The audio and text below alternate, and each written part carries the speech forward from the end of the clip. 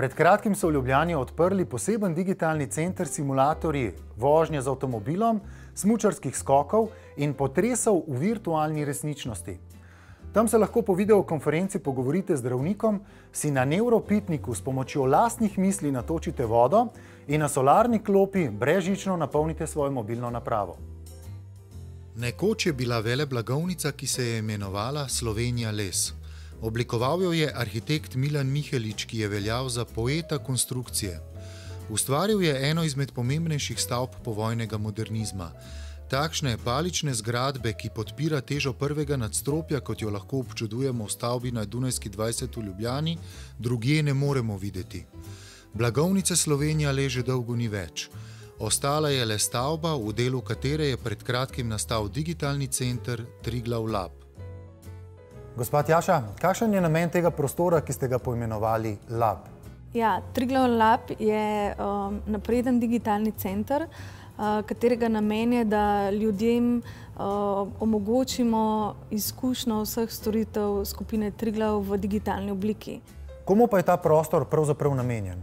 Triglav Lab je namenjen številnim ciljnim skupinam, tako mladim, starejšim, motoristom, skratka, res široki publiki. In tudi polnimo ga z vsebinami, ki so namenjene osveščanju na področju preventive, se pravi izkušnje in osveščanje o temah, kot je varnost v prometu, kot so naravne katastrofe, demografske spremembe in tudi opismenjevanje na področju zavarovalništva, ki mislim, da dobrodošlo pri vsakemu od nas.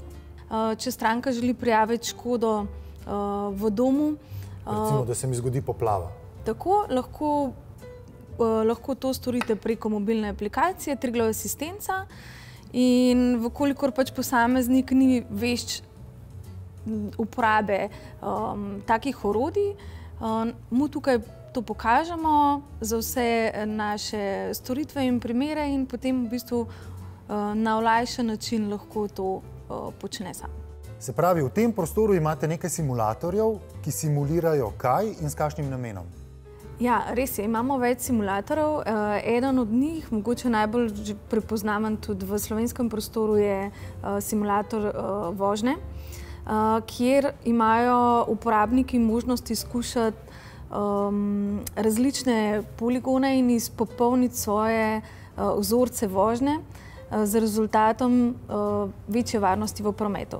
Na simulatorju vožnje lahko naprimer tudi mladi vozniki za upravljeno vožnjo na simulatorju si pridobijo ugodnost 50% popusta pri doplačilu premije za mladega voznika. Potem imamo simulator potresa, kjer lahko občutite 3 različne stopnje potresa in obenem je tudi v bistvu izobraževalna nota, kako ravnati v primeru potresa.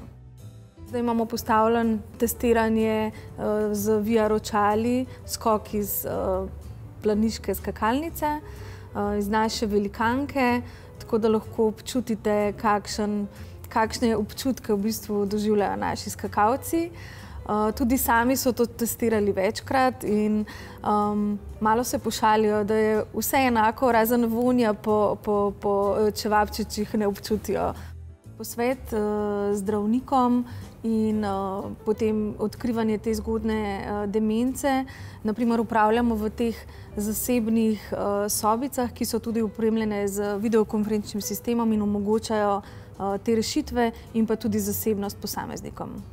Kakšne pa so bile vaše želje in zahteve pri opremljanju tega prostora? Ja, za samo idejno zasnovo in rešitve smo želeli delati s slovenskimi izvajalci in smo si za partnerja izbrali GigoDesign. Naše izhodišče oziroma usmeritve so bile, da želimo prostor, ki bo pretočen, ki bo svetel, ki bo dihal in ki bo omogočil neko večjo modularnost za različne priložnosti. Idejno so prostor zasnovali v biroju GigoDesign. Izvedbeno arhitekturo pa so prevzeli v biroju 3 arhitekti. S kakšnimi rešitvami ste dosegli oziroma uresničili te zahteve naročnika? Prvotno smo se osredotočili na srednji prostor, ki smo ga pustili pač odprtega in pač pretočenega. Pač v njemu postavili videozid in tribuno. Tribuna je v bistvu večnamenska, tako da služi kot mobilna svetovalnica. Pri prostoru smo mogli še tudi to upoštevati, kako umestiti samo vizualno podobo zavarovalnice Triglav, kjer smo pazili, da tega ni preveč, da je prostor bolj umerjen, da deluje bolj domači in da ni ta podoba preveč poudarjena. To smo pa naredili samo z parimi akcenti rdečih kvadratov in zelo ton v tonu narejen znak napisan na tej lamilni steni. V interjer so umestili ambientalne luči Eclipse, katerih avtor je Tilen Sepič, in žaromete Hunter podjetja Intralighting. Poudarek v prostoru so stoli Bitnik, ki so jih zasnovali v podjetju Gigo Design, izdelali pa v podjetju Donar.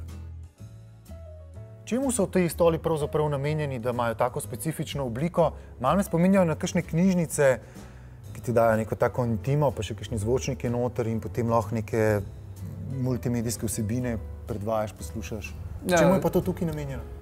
To tukaj je namenjeno, da ti da možnost neke intime. V bistvu je namenjen za javne prostore, ampak da se lahko osebe not pogrezne in je tudi v neki nadgradnji ima tudi seveda zvočnike noter. Tako da lahko bolj doživeto, na primer lahko se posluša muziko. Ta Bitnik je dobil nagrado Red Dot Award za oblikovanje, prav tako pa tudi luči Intralighting so pa dobili Good Design Award, ki je pa japonska nagrada. Gospod Martin, veliko sva že povedala, dajva se še malo igrati.